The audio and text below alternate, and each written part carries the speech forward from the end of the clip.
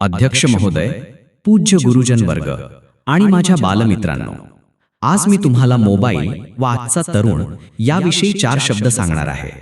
ते तुम्ही शांतपणे ऐकून घ्यावेत ही नम्र विनंती. आजचा स्वातंत्र्य दिन साजरा करताना आपल्याला देशाच्या प्रगतीसाठी तंत्रज्ञानाचे योगदान मान्य करावेच लागेल. मात्र मोबाईलचा योग्य उपयोग कसा करायचा हे आजच्या तरुणांनी समजून घेतले पाहिजे.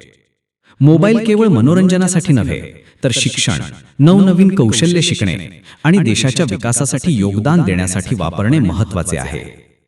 आपण या स्वतंत्र भारताचे भविष्य आहोत. आपल्या कृतींनी देशाचा नावलौकिक वाढावा हीच आपल्याला शिकवण आहे.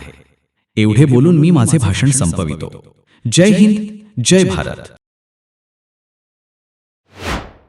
हे भाषण पाठ करण्यासाठी पूर्ण भाषणाचा स्क्रीनशॉट काढून घ्या आणि उमेश उघडे या YouTube चॅनलला सबस्क्राइब करा. धन्यवाद.